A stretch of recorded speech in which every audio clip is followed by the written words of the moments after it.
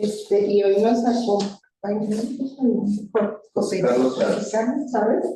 Él es licenciado en Filosofía y Teología, posee una maestría en Ética Social por la Pontificia Universidad Lateranense en Roma. Desarrolla su labor como sacerdote y docente, orientando su trabajo académico al análisis de los desafíos sociales contemporáneos desde una perspectiva ética y humanística. Entre sus publicaciones destacan Justicia Hídrica, dedicada a la problemática social del agua y sus implicaciones socioambientales, e Introducción a la Doctrina Social, obra de carácter formativo para la comprensión de los principios y criterios del pensamiento social humanista. Pues bienvenido, muchas gracias por acompañarnos. Gracias por la oportunidad. Escenario, gracias. Muy bien.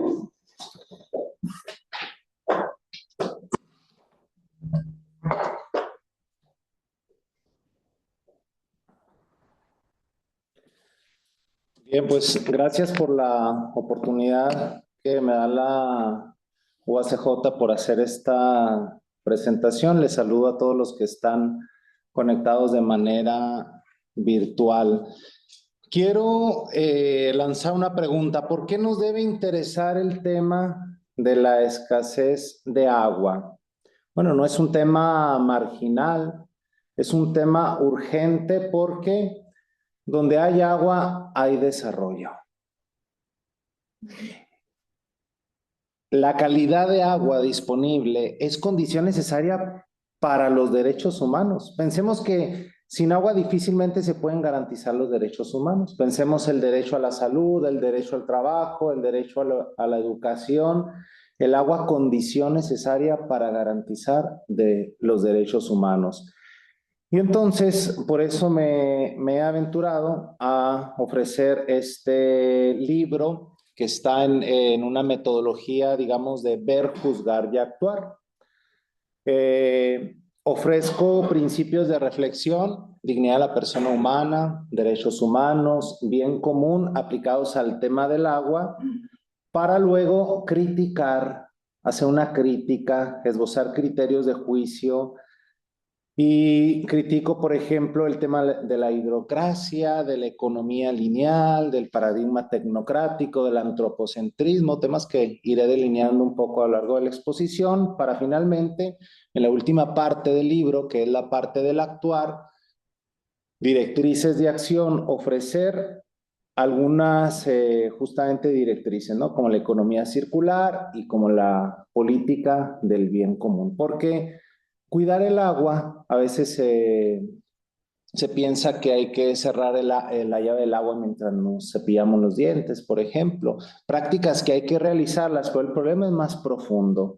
Hay que participar a nivel político, hay que tener una sobriedad en el consumo a nivel económico para que realmente podamos vivir con sostenibilidad. Ahora, el libro lo que hace es un abordaje desde el punto de vista ético. El agua es un tema que se puede abordar desde muchos puntos de vista, desde el tema de la geografía, desde la hidrología, la climatología, el tema desde la ingeniería, etcétera. Culturalmente también se puede abordar el tema del agua. El agua es un eje conector con todas las dimensiones. Y yo lo conecto con el tema de la ética, porque también necesitamos multiplicidad de saberes. Recordemos que cada ciencia quiere absolutizar su propio saber, ¿sí? Y yo lo que hago, bueno, es desde el punto de vista ético también ofrecer directrices de acción, porque también el arte, la poesía nos deben ayudar a custodiar este recurso hídrico. Es alguna hidróloga de Ojinaga, al leer el libro me decía, es una visión muy distinta a la visión técnica a la que estoy acostumbrada. Y decía, me encanta la visión integradora. Sí, bueno, es un libro que abarca un poco de filosofía, también un poco de teología y un poco de saberes ancestrales, como el pueblo rarámuri. Yo debo de revelar la fuente principal o la bibliografía principal del libro, que es una carta encíclica que hizo el Papa Francisco en el 2015 sobre la ecología integral. Estamos muy acostumbrados a la ecología clásica. La ecología es la relación entre los seres vivos y el ambiente en donde se desenvuelven. En cambio, este concepto, algo novedoso, ecología integral, implica vincular la ecología con la política, con la economía, con la cultura, con la sociedad. Es una visión integradora de la ecología, porque justamente ecología es el estudio del eco, el estudio de la casa, pero la palabra economía viene a ser una palabra más ecológica en el sentido, porque economía significa la administración de la casa. Y a veces vinculamos solamente economía con la maximización de la ganancia. En cambio, economía es administrar, como la palabra griega lo indica, ¿sí? La ecología integral se pareciera más a una economía en su sentido etimológico. Y esta es la fuente principal del libro, digamos que es mi fuente principal de inspiración. Y bueno, el libro cuenta también con una amplia bibliografía para quienes gusten también ahondar y profundizar en el tema. Hay una pregunta que yo busco responder, dar respuesta, que es ¿cuál es la mentalidad que necesitamos en la sociedad para hacer frente al desbalance hídrico, concretamente en esta cuenca del río Bravo? Sí, algunos pueden decir, bueno, estamos en sequía, es un desierto, es normal que falte agua. Sí, una pregunta un poco superficial. Es cierto. Sin embargo, la sequía no solamente tiene causas naturales, sino también causas humanas. Nuestra actividad de consumo, nuestra actividad de producción, nuestra interacción con el ambiente en el que nos desarrollamos tiene consecuencias en los recursos hídricos. Y basta mirar la realidad, basta mirar que nos estamos quedando sin agua al googlear el Mar de Aral. Mar de Aral ya no existe, ¿sí? Basta mirar la realidad al darnos cuenta que los mares se están convirtiendo en un inmenso depósito de porquería. Tendremos un mundo en donde habrá toneladas de basura y no somos capaces como humanidad todavía de reabsorber totalmente nuestros desechos, como lo hace el ciclo natural. En el ciclo natural nada se desperdicia, una hoja cae de un árbol, esa hoja se convierte en abono y así sucesivamente se reintegra en el ciclo. En cambio, es la economía circular de la naturaleza, pero la economía lineal es una economía del descarte, de usar, tirar. Todavía no tenemos esa capacidad de reabsorber al 100% nuestra basura, nuestros desechos. Y entonces basta contemplar que las cuencas de los ríos fácilmente se convierten en el basurero de las ciudades. Basta mirar la realidad de todos los detergentes y productos químicos que como población vertemos en lagos, ríos, mares. Basta ver la realidad del cambio climático, aunque hay algunos negacionistas del cambio climático que se empeñan por aceptarlo. Esta realidad, podemos hablar infinidades, ¿no? De la realidad actual, del tema de la sequía, de la cuestión del agua, pero yo no quiero hacer un análisis de la realidad exhaustiva, solamente pretendo que tomemos una dolorosa conciencia para convertir lo que le pasa a nuestra agua en sufrimiento personal y así podamos aportar algo al mundo.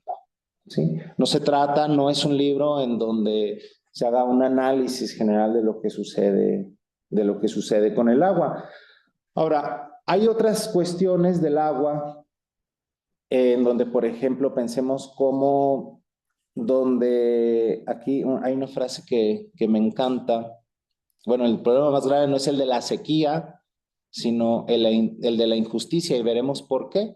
Porque con demasiada frecuencia donde necesitamos agua, encontramos armas. Está el tema de la guerra por el agua. En el futuro las guerras se realizarán justamente por este elemento tan preciado. Estamos asistiendo a una tercera guerra mundial en etapas. Desde la Segunda Guerra Mundial hasta los tiempos actuales ha habido conflictos esparcidos por el mundo. Llámese petróleo, ahora podemos hablar del tema del agua. El agua se vincula también con el tema de la paz. El agua se vincula también con el tema del género, ¿sí? Que es la temática de esta semana con motivo del Día Internacional del Agua. Pensemos cómo las mujeres tienen necesidades de higiene específicas, en donde garantizar la calidad del agua suficiente, accesible, está relacionada también con la salud. Podemos relacionar el agua también con el tema de la migración. ¿Cuántos de nuestros hermanos rarámuris migran porque necesitan agua? ¿Sí? El agua, pues, el acceso al agua es condición fundamental para garantizar derechos humanos, decíamos. Ahora, ¿qué sucede aquí concretamente en la cuenca del río Bravo o en esta región hidrológica? Bueno, de entrada vivimos en el desierto más grande de Norteamérica.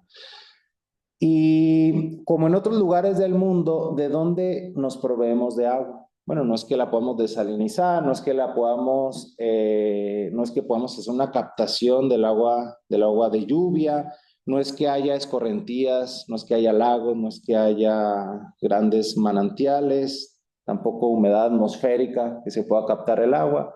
El agua se extrae de los acuíferos, con estas cavidades, estas galerías subterráneas en donde por miles y miles de años la naturaleza ha estado haciendo esta captación de agua que nosotros, gracias a nuestra tecnología, en pocos segundos podemos extraer el agua que se ha acumulado miles y miles de años. ¿Y esto para qué? Para satisfacer la demanda del mercado, para producir, quizá no para satisfacer la demanda alimentaria. Recordemos que 1/3 de los alimentos que se producen se desperdician. Es ahí donde ya comienza la ética a hacer preguntas fuertes. ¿Es racional la producción a toda costa? ¿Es racional sobreextraer agua a una velocidad impresionante con la tecnología que tenemos para extraer, para hacer pozos, para satisfacer las demandas de manzana, de nuez, por ejemplo, para satisfacer el mercado? Bueno, aquí podemos invocar el principio de la solidaridad intergeneracional, de que el agua no es un bien sin dueño. No podemos apropiarnos del agua porque el agua es necesaria para la vida. El agua no puede convertirse en un elemento más que esté sujeto a la propiedad privada, porque es, decíamos, condición necesaria para el desarrollo de los derechos humanos. Por eso yo abogo también porque no se mercantilice el agua. Hay muchos esfuerzos de privatización del agua, por ejemplo. Recordemos que la propiedad privada del agua no es un absoluto. El agua está subordinada, su posesión está subordinada al bien común, porque el agua tiene un carácter de destino universal, junto con otros bienes de la tierra, la luz, la tierra, el aire, el agua, elementos básicos para nuestra supervivencia. Y hablando concretamente de nuestra región hidrológica, en el estado de Chihuahua, por ejemplo, hay 61 acuíferos. De esos 61 acuíferos, atención con el dato, en el 2020 42 se encontraban sobreexplotados y 19 aún en disponibilidad. En el 2015 la relación era inversa. 2015, 19 acuíferos sobreexplotados. 2020, 61 acuíferos sobreexplotados. Ya han pasado 6 años. Perforamos los acuíferos no quizá para satisfacer los derechos humanos, sino para satisfacer las demandas del mercado. Y de eso se trata la sostenibilidad.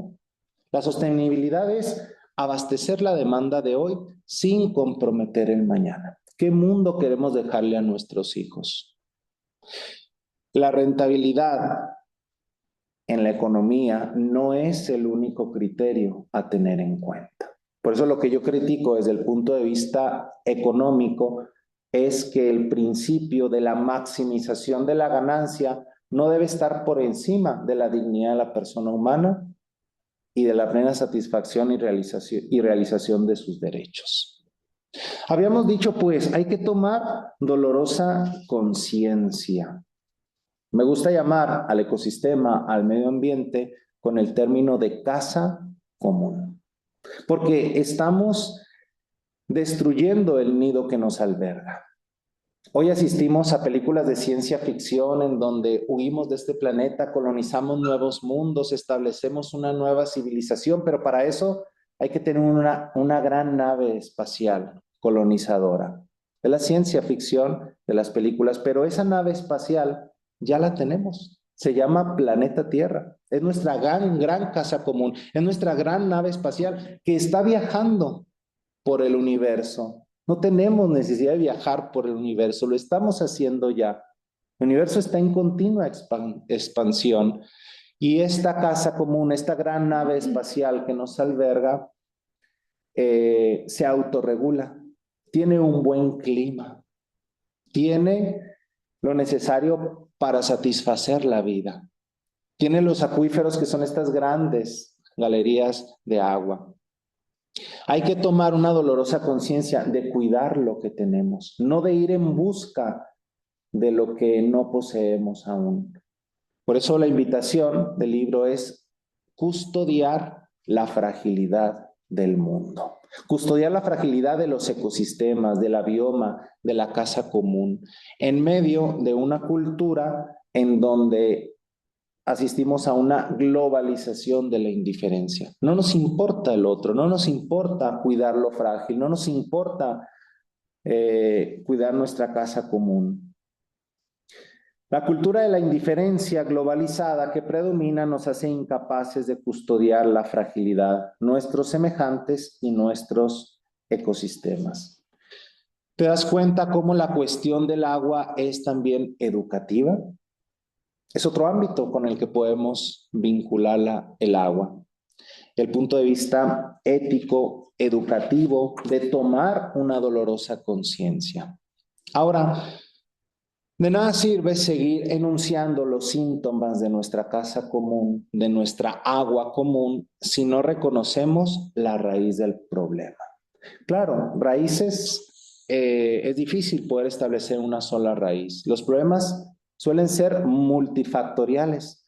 Sin embargo, yo me atrevo a decir que en el fondo de la escasez de agua, no solamente por la naturaleza misma de la sequía y de la condición climática, sino en el fondo está un antropocentrismo. ¿Qué es un antropocentrismo? Es esta mentalidad de que el ser humano es el centro, de que el ser humano puede dominar, explotar, sobreexplotar, consumir sin medida. El hombre es la medida de todas las cosas, decía algún filósofo griego. Este paradigma tecnocrático tiene como varios brazos, varias aristas. Por ejemplo, la cultura del descarte. Las cosas rápidamente se convierten en basura. La cultura del descarte afecta también a las personas. Las personas fácilmente se convierten en basura cuando ya no están en una edad productiva, por ejemplo. Basta mirar los cuidados para adultos mayores. Esta cultura del descarte habla de desechar y nos lleva a una sociedad materialista, consumista e individualista. Son también parte de este antropocentrismo todavía vigente. Dirá Francis Bacon, tenemos que someter a la naturaleza, sobreexplotarla para que nos entregue sus secretos, como si el agua, ya lo había dicho, fuera un bien sin dueño, como si el vacío tendiera a ocuparse por la mano humana para saquear, para sobreexplotar. Esto habla de que nuestras relaciones con el agua están rotas, pero también están rotas con nuestros semejantes, están rotas con el entorno y están rotas también con lo trascendente.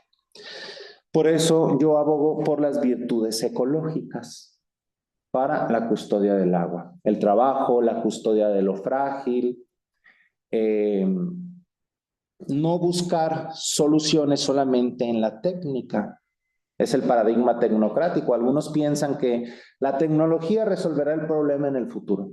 Pero si la tecnología misma es la que nos ha llevado a este punto de escasez de agua. ¿El mismo virus que nos enferma es capaz de curarnos? Paradigma tecnocrático es también confiar en las fuerzas ciegas del mercado, en aquella mano invisible que decía Adam Smith: déjanos producir riqueza, dejar hacer, dejar pasar, dirían los economistas ingleses y alemanes. El libre mercado, pero si el libre mercado también, con la producción de un mercado insaciable, nos lleva a explotar nuestras fuentes hídricas. Este es el paradigma tecnocrático: creer que la economía, que la riqueza o que la tecnología en el futuro resolverán el problema del agua, para tranquilizar nuestra conciencia y para seguir explotando nuestros acuíferos. Hay que hablar de los derechos humanos. El derecho humano al agua implica que tenga estas características: que sea un agua continua, suficiente, limpia, accesible y asequible. Continua, pensemos en los cortes arbitrarios de agua. Eso es lo que pide la Organización Mundial de la Salud. Suficiente, puedo tener agua, pero en poca cantidad. Pensemos en todas las mujeres rarámuris que tienen que ir a captar agua. Generalmente es una labor delegada a las mujeres. Nuevamente el tema del género. Agua limpia, pensemos en todo el agua contaminada por arsénico, por metales pesados. El derecho al agua es que sea también accesible, que esté cercana, ¿sí? Que no tengamos que recorrer kilómetros para satisfacer la sed y que sea asequible. Es cierto que hay que pagar por el saneamiento del agua, pero debe ser una cantidad que podamos nosotros, que sea asequible económicamente, que el agua es condición básica para la vida. Esto es, pues, lo que la OMS pide de frente a esta tendencia a privatizar este escaso recurso. Y reconozcamos que tenemos una deuda social también con los pobres, especialmente con quienes no se ven garantizados estos derechos humanos. Ahora, me han preguntado, bueno, ¿cuál es el plan para revertir el daño? Yo no hablaría de planes hay muchos. Yo hablaría de convicciones. No adolecemos de planes, está el plan estatal hídrico, por ejemplo. Pero necesitamos convicciones. Para que cambie nuestra sociedad tienen que cambiar nuestros hábitos. Y para que cambien nuestros hábitos tiene que cambiar nuestra conciencia o nuestro corazón, nuestra rectitud. Por eso una rectitud de conciencia es importante para que cambie a nivel social, a nivel cultural, tiene que cambiar primero a nivel personal. ¿Qué convicciones necesitamos? Bueno, convicciones políticas, convicciones culturales y convicciones económicas. ¿Sí? No basta, como decíamos, cerrar la llave mientras nos cepillamos los dientes. Por ejemplo, hay que luchar contra la corrupción. Pensemos en el tema de la corrupción en el sector del agua. Hay quienes llaman a algunos los hidrócratas. ¿Quiénes son los hidrócratas? Pensemos, ¿quién decide por el agua? ¿Quién decide los distritos del riego, las grandes construcciones, la megaminería, la venta masiva de botellas de agua, que dicho sea de paso, el agua embotellada es una contaminación para la misma agua, ¿sí? Están vendiendo plástico. La construcción de obras hidráulicas de gran magnitud. Pues hay intereses que lucran con el agua.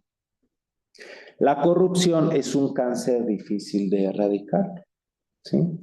Necesitamos otro tipo de arreglos. Necesitamos vivir la cultura de la legalidad también para hacer frente a la sequía. Por eso, les decía anteriormente, el problema más grave no es el de la sequía, sino el de la injusticia. Porque no garantizar estos derechos humanos, el derecho humano al agua, es cuestión de injusticia. Recordemos aquella definición clásica de la justicia: dar a cada uno lo que le corresponde, invocando los términos clásicos de la justicia distributiva, conmutativa, justicia legal, justicia social, etcétera. Necesitamos una propuesta del bien común y este es justamente una de las directrices de acción del libro, una política para el bien común, porque la razón de ser de la actividad política es buscar el bien común, pero el bien común no son bienes materiales. El bien común tampoco es distribuir algo como una torta que se distribuye en partes iguales. El bien común son condiciones para el desarrollo pleno de la persona en la sociedad. Por ejemplo, que haya paz, que haya buena calidad de aire, que se esté luchando contra el cambio climático, que haya agua limpia. Esto es bien común porque son condiciones de desarrollo. Esto en cuanto a la política. En cuanto a la economía, dos caras de una misma moneda del quehacer social, política y economía. Pues en cuanto a la economía, ya lo he dicho, la producción no siempre es racional. Hay que redefinir el progreso. ¿Qué entendemos por progreso?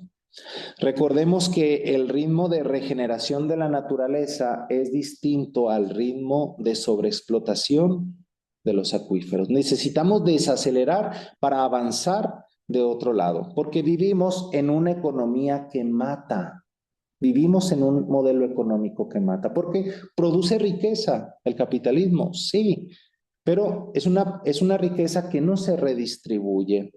Es una riqueza que se acumula. Uno de los principios éticos que yo hablo es que el valor de un activo está en su uso, no en su posesión. La riqueza es para usarse, para el bien común, no para acumularse.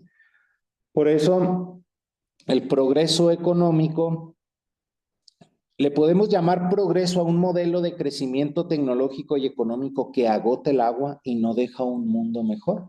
No se trata de ir en contra del capitalismo, sino se trata de reorientarlo, porque la ética puede ayudar a la política, a la economía, a priorizar la dignidad de la persona humana. Persona sobre capital, no capital sobre persona. No pretendo también que volvamos a la época de las cavernas, pero ha llegado la hora de aceptar un cierto decrecimiento en algunas partes del mundo y aportar recursos para que se pueda crecer de manera saludable en otras partes. Es decir, la propuesta es desarrollarnos juntos como sociedad, porque todos vamos en la misma nave espacial. No podemos crecer a costa de la sed de otros, a costa de la muerte de otros, a costa de la enfermedad de otros. Porque el agua no es una mercancía, ya decíamos, no es tampoco un activo financiero que se pueda explotar. Fíjate las palabras que los apelativos con los que nos referimos a este elemento, el agua: recurso, materia prima, recursos naturales, recursos humanos, como si pudiéramos cosificar a las personas. El agua es un elemento más en esta gran casa común con el cual compartimos nuestra existencia. Por eso el agua no es una mercancía, es un símbolo universal, es fuente de vida y salud. Hemos de considerar al agua como un precioso regalo de nuestro mundo, no en una moneda de cambio. ¿Cuántas veces se especula incluso con el agua? Se utiliza como vehículo también para la extorsión. Pues esto es el antropocentrismo vigente, la mentalidad de dominio, mentalidad de explotación que considera únicamente al agua como recurso, como un objeto de provecho e interés. Finalmente, en cuanto a la sociedad, hemos hablado de política, hemos hablado de economía. Bueno, economía, hablaron también un poco de la huella hídrica, ¿sí? La cantidad de agua necesaria para producir un bien o servicio. Por ejemplo, para producir una manzana, 1 kilo de nuez, se necesitan varios litros de agua. Es lo que conlleva el agua necesaria para la limpieza, para el transporte, para la producción de un bien y servicio. Esta agua, algunos le llaman el agua virtual. Es el agua que hay detrás de la confección de la ropa que vestimos, de los alimentos que comemos. El agua está en todas partes. Para construir este auditorio se necesitó agua. ¿Sí? Agua para el concreto, agua para quitar la sed de los trabajadores, agua para la limpieza Quien hizo aquí la limpieza lo hizo con un poco de agua. Hay una impronta de agua detrás de todo lo que consumimos. Por eso hay algunas aplicaciones en donde nosotros podemos calcular la cantidad de agua necesaria para sostener nuestro estilo de vida. Algunos llegan a decir que para mantener nuestro actual estilo de vida son necesarios los recursos de 9 planetas Tierra. 9 planetas Tierra. Es decir, es irracional, es absurdo tratar de mantener un estilo de vida sin considerar la sobriedad, que es otra de las virtudes ecológicas esbozadas. No una sobriedad que sea menos vida, sino una sobriedad liberadora, una sobriedad en armonía y una sobriedad que sea sostenible. Bueno, la huella hídrica es un indicador también para nuestra manera de consumo personal. Esto, devolviéndome un poquito al tema de la economía. Finalmente, como les decía, en cuanto a la sociedad, hemos de ser conscientes. Por eso les decía, tomar dolorosa conciencia, no establecer cifras, datos para saciar nuestra curiosidad, sino tomar dolorosa conciencia y aprender a convertir ese sufrimiento y ese dolor en una aportación a nuestra agua. Gran parte del agua que consumimos no está reflejada en la factura que pagamos por su uso directo. Se encuentra en cada objeto que utilizamos. Aquí tengo el dato justamente. Por ejemplo, el cultivo de manzanas necesita 18,900 litros de agua, lo cual equivale a que para producir una manzana de 160 gramos se necesitan aproximadamente 130 litros de agua. 130 litros de agua para comernos 160 gramos de manzanas. La producción de manzanas en Chihuahua se posiciona como una de las más sólidas del mercado. Agua sí hay para satisfacer la economía. Agua sí hay. Lo que no hay agua es para sostener el modelo económico que queremos. No hay agua para capitalizar la ambición de empresarios, de inversionistas. Pero agua hay para satisfacer las necesidades del hoy y del mañana. Habría que preguntarnos por qué el nogal es la nuez es una de los que más tienen huella hídrica, la manzana, por ejemplo. Chihuahua es productor en estos insumos. Esto se le llama exportación de agua virtual. Cuando exportamos bienes, productos, por ejemplo, la carne también. La carne es lo que más agua se necesita. Dirá alguno, por ejemplo, bueno, ¿es necesario para comer? Claro, es necesario para comer, ¿sí? Pero recordemos que no toda la producción que se necesita no toda la producción alimentaria es para satisfacer la demanda alimentaria. 1/3 de los alimentos que se producen se desperdician. Ahora también está el tema de que cuántas veces importamos desde nuestra sequía. Por eso Chihuahua, lo digo aquí en el libro, se convierte en el desierto que exporta agua. Tenemos poca agua, pues nos damos el lujo de exportarla de manera virtual en bienes y servicios. Pensemos también cómo los países del norte global importan bienes y servicios con una impronta hídrica, con una huella hídrica de países del sur global, en donde se está sobreexplotando las cuencas, los ríos, etcétera. Necesitamos tener una visión integradora, una visión de que todos vamos en la misma barca. Y el agua es y tiene un principio de destino universal, de que el agua es para todos, de que no podemos privatizarla. ¿Cuál es mi conclusión en el libro? Necesitamos una conversión ecológica. La justicia hídrica no se logrará sin un cambio en la mentalidad y en las actitudes. La conversión ecológica va de una transformación del interior de nuestra mente a un estilo de vida exterior, en el consumo, en los hábitos, para llegar a la transformación de la esfera pública, de la esfera económica, de la esfera social. No se trata, pues, de cambios superficiales. La invitación será pues convertir el estrés hídrico en equilibrio hídrico. Y yo he esbozado algunos principios de la ética social, he esbozado 4 principios. El primero, con esto termino para dar espacio a preguntas, comentarios. El acceso al agua potable es un derecho humano básico, universal, fundamental, indispensable para la dignidad de toda la persona humana. En el fondo está poner a la persona en el centro, la dignidad de la persona humana.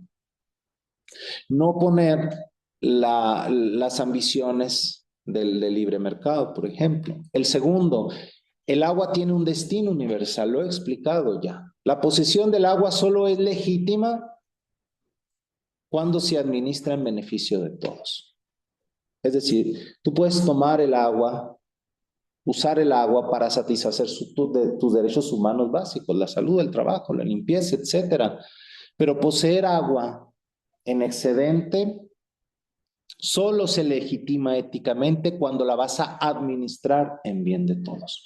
Dicho de manera popular, agua que no has de beber, déjala correr. El tercer principio es el principio del bien común. El agua debe ser gestionada conforme al principio del bien común, no de intereses particulares o partidistas, de modo que todos los sectores que hacen uso de ella garanticen condiciones de desarrollo, de paz, sin excluir a nadie.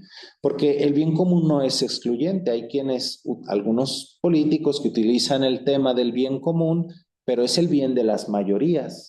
El bien común no excluye a nadie, es para todos. ¿De qué sirve que podamos desarrollar cuando algunas mujeres sumergidas en pobreza no tienen acceso al desarrollo? Y el cuarto principio, frente a la sequía, es necesaria una participación local de redes comunitarias solidarias que promuevan el desarrollo sostenible y el desarrollo de nuestra casa común. Son 4 principios, de alguna manera, que pueden sintetizar lo que es la propuesta del libro: dignidad de la persona humana, destino universal de los bienes, destino universal del agua, bien común y participación. Por eso estamos aquí congregados, para participar, para levantar la voz, para generar dolorosa conciencia. Y bueno, el libro está disponible en Amazon, está disponible en su versión digital, está disponible en su versión física también, para quienes gusten adquirirlo, busquen leerlo o hacer algún comentario. Ahora quisiera ceder la palabra si hubiese algún comentario, alguna pregunta en línea. Adelante.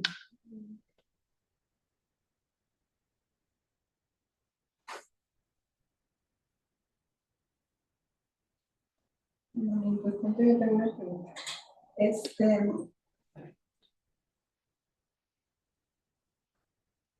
La redacción o la escritura del libro nace en base a, me había mencionado, la idea de presentar esto, o había como de estudios que haya realizado al respecto, o es nada, o sea, o es por comunicar la situación que es real, o sea, desde diversas aristas, como bien dijo, en forma integral. Pero ¿cuál fue su motivación? Sí, bueno, el libro no es que uno se siente un día y diga voy a escribir un libro, sino el libro es fruto también de las experiencias, es fruto también del estudio, de la investigación. Digamos que el libro comienza, al menos en su bibliografía, por los estudios que yo hice sobre ecología integral, ¿sí? Para una maestría. Y bueno, queda ahí, pero no quise que se quedara en una letra muerta, sino que posteriormente a esos estudios decidí comunicarlo. Tiene un carácter divulgativo, ¿sí? Es decir, el levantar, anunciar, denunciar, ¿sí? Esa es la motivación de fondo. Y bueno, está escrito en un carácter, digamos, académico, en un carácter de investigación, ¿sí? Es una lectura también, es una lectura dirigida al público en general, ¿sí? Pero pues todo, digamos que no es una propuesta mía, simplemente se trata de una compilación, se trata también de de una investigación y de una propuesta. Por la finalidad, sobre todo yo, digamos, me interesé en el tema, me gusta el tema, me parece un tema urgente y un tema que conforme pase el tiempo irá cobrando relevancia. Entonces, bueno, es una de las muchas maneras de divulgar y de difundir también la propuesta ética. Ahora, yo soy sacerdote, me dedico también a dar clases de ética social en Chihuahua y pues una de las muchas maneras como este espacio de cuidar lo frágil. Digamos que dentro de mi misión de vida, lo que yo suelo decir mucho es que hay que aprender a cuidar lo frágil, a cuidar lo que es descartado, que tiene esa dignidad como las personas y en este caso el agua, porque el clamor del agua está relacionado también con el clamor de la tierra. No cuidamos el agua en sí. Hay algunos que dicen el hombre es el virus del planeta, el hombre es el lobo del hombre, dirán algunos. No, no es esa visión, ¿sí? Que algunos ecologistas proclaman, sino es una visión que en el fondo tiene la persona humana. Se custodia el agua porque se quiere custodiar al sediento, al necesitado de sus derechos humanos. Entonces, en el fondo está pues este servicio. Y bueno, como sacerdote que soy, habrá un texto bíblico que dice dar de beber al sediento. Entonces, dar de beber al sediento no implica solamente dar un vaso de agua, sino implica, por ejemplo, participar en la vía, en estos ámbitos cultural, educativo, para satisfacer la necesidad del agua y más concretamente por que somos parte de un desierto. Este tema nos debería de interesar especialmente a quienes vivimos en en este desierto con estas condiciones de sequía.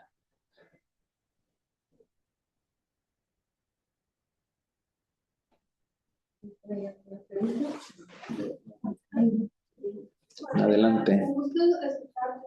La verdad es que creo que el gran problema del agua es que no estamos sensibilizados a sus procesos naturales. Creo que como que la gente nos hemos acostumbrado, como lo mencionas, a comprar el agua en el supermercado y realmente ya no tenemos acceso ni informativo, ni de difusión, ni de acercamiento, porque sobre todo en la localidad no tenemos cuerpos de agua que podamos visitar. Tenemos el Parque Central, pero el Parque Central tiene sus propias dinámicas, ¿no? Realmente no es natural. Y entonces ese acercamiento, ¿cómo lo visualiza? Nuestro problema en esta región es que al abastecernos de los acuíferos no vemos el agua.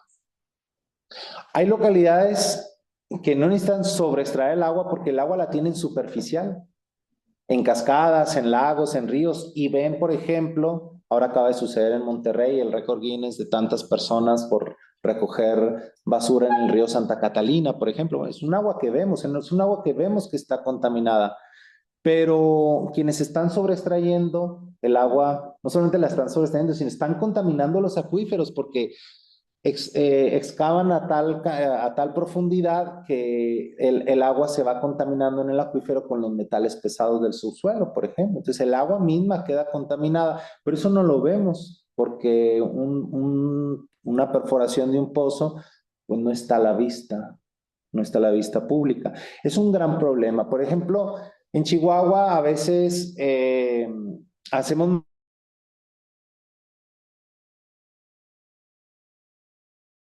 y los campesinos en Delicias, por ejemplo, en la presa de Rosales, Bueno, porque es un agua que vemos, es un agua que está ahí, es un agua que vemos cómo se está vaciando la presa, pero es mínimo lo que se realiza con lo que en realidad se está sobreextrayendo de agua. Ese es, para empezar, es una dificultad. Ahora tenemos que entender que hay un ciclo natural del agua, ese ciclo que todos lo estudiamos en la educación básica, el agua que se evapora, que se condensa, que llueve, que se filtra, y el ser humano, con su ritmo de producción y consumo, está alterando ese ciclo del agua.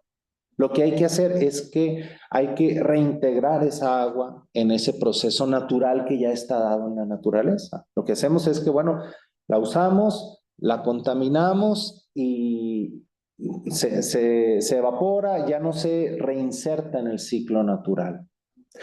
Hay un autor, Serratos, que habla de la era del capitaloceno, ¿sí? Como una nueva era geológica en donde no es que el hombre sea el culpable, porque el hombre medieval, el hombre de las cavernas, no contaminaba el agua como lo hace el hombre actual. No es que seamos el virus del planeta, porque somos parte de este planeta. Algunos culpan a la sobrepoblación y no a la sobreproducción. Algunos dicen, no, pues hay que reducir la población mundial. No, el problema no es porque las mayorías, los países muy sobrepoblados como la India, son los que menos contribuyen en las emisiones de CO2. Entonces no son las multitudes las que se consume el agua, sino son las minorías que consumen en exceso. Entonces hay que darnos cuenta de estos procesos y este autor, Serratos, habla del capitaloceno, es decir, desde la revolución industrial hasta el día de hoy es cuando más se ha sobreexplotado no solamente el agua, sino los recursos naturales, ¿sí?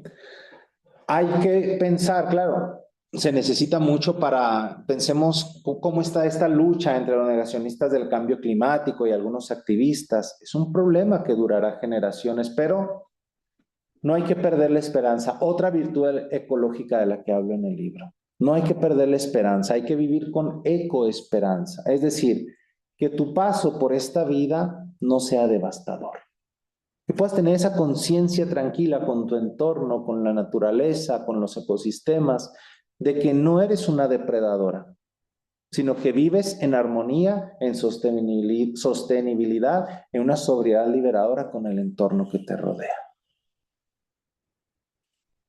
Me permites, hay una de las cosas que menciona José Carlos, es precisamente que hay como una desconexión entre ser parte de, porque a veces la gente se percibe, como mencionaba, o sea, que el hombre está por encima de la naturaleza cuando somos naturaleza. Entonces, lo que sucede con la naturaleza tiene un impacto en nosotros porque somos parte de, pero tomamos las cosas como si fueran dadas. O sea, el agua ahí está y siempre va a estar. ¿Por qué? Porque nos hemos separado de esa naturaleza, de nuestro avance tecnológico, donde sobrevivimos gracias a que creamos un mundo para nosotros en el que ya no tenemos que pelearnos con la bestia, que puede ser nuestro predador, ¿sí? Donde no tenemos que andar ya nosotros sembrando todos, porque hay un sistema, hay una parte administrativa donde hay gente que se dedica a la agricultura, hay gente que se dedica a construir esto, hay gente que se dedica al otro, y de alguna manera nos empezamos a desconectar de esa parte natural, que mucha gente cuando vives en un entorno rural todavía la tienes, porque vas al cerro, porque andas ahí, porque así vives, pero los que vivimos en la ciudad, pues no, o sea, dejas de sí está el Río Bravo y podemos ver, digo, si vives o si pasas por el Río Bravo, por aquí, por el Cuatro Siglos, pues de cuando hay agua y cuando no hay, y cuando está seco. Pero a lo mejor no vamos, digo, hay gente que ahí hace ejercicio, anda en bicicleta, corre, y a lo mejor es la que se da cuenta de cómo está, pero, por ejemplo, en 2006 que cayó el aguacero y que el río estaba a todo increíble, me decía una prima, eso creo que sea, ¿por qué vienes a ver? Y yo, porque así era el río Bravo. ¿Cuándo? O sea, antes de los 50, en los 40. Dije, yo en la vida lo había visto así. Claro que voy a ir, no aquí donde se vaya a desbordar, me voy a ir más para allá, pero porque voy a ver cómo era el río, ¿sí? Entonces, pero ahí está esta diferencia en la percepción, que ciertamente no vemos el agua. ¿Cuándo nos preocupamos? Cuando le abrimos y no sale. Cuando le abrimos y sale café, ¿verdad? ¿Qué dice la gente? Está sucia. ¿Qué dice mi hijo? Pues no me haces tierra, no me va a pasar nada, y le abren y me la tomo. Pero, o sea, esa parte es la que no somos conscientes. Es de la época del Cretácico. O sea, nos fuimos tan profundo que minerales hacen mucho, que se conectan con estos minerales. Lo que pasa es que son dos bolsones, conejos médanos y el bolsón del hueco, ¿sí? Y el bolsón de Mencilla. El problema con conejos médanos es que ese es un acuífero confinado. O sea, el acuífero confinado, ¿qué pasa? No entra agua, ya no entra. El día que esa agua se acabe, se acabó. El que tiene recarga es el bolsón del hueco. Pero, pues hay que ver cuáles son las zonas de recarga y cuánto tiempo tarda en recargarse. Pues aquí el problema cuando un acuífero está sobreexplotado es porque se le extrae mucho más de lo que el acuífero se puede recuperar. Entonces, el río Bravo, por ejemplo, era el sistema como funcionaba naturalmente, es que en tiempo de lluvia, cuando el río se desbordaba, o sea, el río abastecía el acuífero. En tiempo de secas, el acuífero reabastecía el río. ¿Pero qué hicieron? Pues lo canalizamos para que no se mueva la frontera. Y entonces rompes esto. Entonces ya no hay esa infiltración. ¿Entra agua? Sí, sí entra. Se sabe que hay alguna entrada de agua. Hay una zona que se dice que es de recarga allá por Cementos de Chihuahua, por ahí, hay como, se ve como así, se dice que esa es una zona de recarga. Entonces, no en todas partes se puede recargar porque el sistema de la Tierra no permite que haya esta recarga. Entonces, sí necesitamos ser más conscientes, porque a veces uno, luego dicen, predica uno en el desierto, ¿verdad? Que uno dice, y de todo nos parece que la gente, en el caso, por ejemplo, de los residuos, ¿no? ¿Qué es lo que veo uno en diciembre? Las bolsotas de basura de todas las fiestas con todos los desechos. Y dice, una buena usa de cartón está más caro. Entonces, ¿qué voy a usar? Una seca. Es que contamina y tarda mucho, entonces no tenemos como que esa noción del impacto que estamos generando en el ambiente. Porque no lo amamos y a lo mejor, o sea, no nos sentimos parte de ese ambiente. Y también tiene que ver con lo que mencionaba el autor, ¿no? Que estamos en un capitalismo donde si voy al súper y hay 20 productos de mi salud, cuando voy a la tiendita, todo me lo dan con un plástico. Y antes no era así. O sea, antes era tú llevabas tu recipiente, tú la leche la rellenabas, el agua llevabas, todo era un sistema que tenía tantos derechos, pero creo que el propio sistema también aboca a que el ciudadana común, pues no tenga ese acceso, porque si no va a costar 5 pesos el unicel y 20 pesos el cartón. Pero ¿quién produce el unicel si es contaminante? ¿Quién le da el permiso de producir unicel? ¿Por qué se produce unicel? Ya sabemos que es contaminante. Por la maximización de la ganancia, que es la ley de oro del sistema. Porque el ambiente está muy por debajo de la ganancia. Porque como dice el autor, hay que ser conscientes. Entonces, mientras tú no seas consciente, porque el consumidor eres tú, entonces como consumidores tenemos el poder. Si dejas de comprar, se debe dejar de producir. O sea, sí, está lo que ya está en stock y a lo mejor se acaba, pero o sea, tienes que dejar de producir porque no te va a dar ganancia. El problema es que pues necesitamos ser muchos, o sea, tiene que ser conciencia de gente de que, y ha habido boicots, ¿no? Que dicen, no compres no compres acá porque están haciendo no sé qué. Y entonces, pues es cambiar. Entonces, ¿cuánto nos dura ese cambio? ¿Por qué? Porque hay que ser conscientes. Y la parte también interesante que se me ha tenido, pues es esta parte ética, ¿no? Porque nosotros en las universidades, yo por ejemplo doy clase de ecología, entonces yo veo la parte de ecología como tal, y a lo mejor esa parte de ética, pues no se ve tanto, así como con la palabra ética, porque eso es una de las cosas que falta en estos tiempos. Valores, y ahí está la ética. Donde si yo fuera ética o responsablemente con el ambiente, pues la parte de ética me dice, es que ¿cuántos desechables llevas? Si me permiten, yo lo explico con esta expresión. Ir al súper es un acto ético-moral. Comprar siempre es un acto moral, ¿sí? Sabemos que robar, mentir, agredir son actos moralmente ilícitos, pero no revisar la etiqueta de compra de ingredientes, de producción, también debe ser considerado un acto moral. O sea, podríamos también hacer un examen de si hice razonablemente bien mi lista de compras. No podemos lanzarnos sin más a lo que ofrece el mercado. Hay que analizar, ¿no? También. Compramos.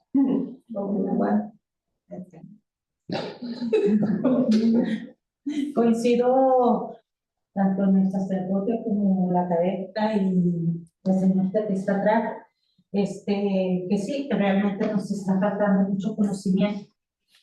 Hago un detalle que así lo comenta. Defendimos con armas, nos atrincheramos en la zona de Delicias, Ñoqui, Rosales, por el agua que nos la estaban quitando. Hubo muertos, sí, pero teníamos 4 años anteriores que aplaudimos y dimos gracias que había llevado la PNG, pero realmente, como dice él, fueron 22 pozos los que se abrieron para abrir PNG, ¿sí? Ahorita está Aluminio, Buchiza, La Maltera, La Cervecera, o sea, son 4 plantas que se están llevando el agua de los agricultores, y eso no lo vieron, o sea, no era tanto atrincherarnos en la presa, era tanto atrincherarnos ante esa fábrica que se lleva el agua. Bajo la promesa de que iba a generar trabajo y desarrollo, pero ahora los procesos están automatizados y los trabajadores son de alta profesionalización, especialización. Hay una plantilla de 47 trabajadores y solamente el área de intendencia es local, es externa, pero todos los trabajadores vienen del sur del país. O sea, no hay ningún chihuahuense que trabaje en Querétaro. Pues sí, era una de las cosas que veía yo, porque, o sea, estamos en una zona desértica y se trae una tremenda, o sea, no es el lugar, estoy de acuerdo, pero pues ahí es la política, cómo vende el desarrollo, la falta también de conciencia, como decía el otro, de pues provecho que hay, y pues muchas veces creemos, o sea, ¿por qué? Porque no tenemos el conocimiento, o a veces aún teniéndolo, la gente piensa que necesita, porque también pero pienso, o sea, desde mi perspectiva, yo entiendo que hubo muertos y estuvo feo, pero creo que fue algo que tenían que hacer. Sí. O sea, no independientemente de Heineken o de las empresas, porque pues a fin de cuentas es el agua que se necesita para irrigar, para generar alimento, y es la gente que vive ahí. Hubo muchos comentarios, a mí me tocó en el Facebook ver son los grandes latifundistas y no sé qué, yo, pues no, hay gente que tiene pequeños predios y que más bien necesita el agua, pero bueno, nosotros no somos expertos. Pues le agradecemos. Gracias. Otra pregunta.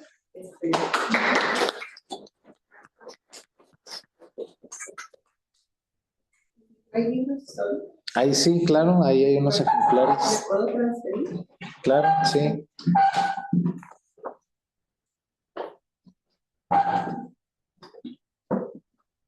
¿Tengas algo?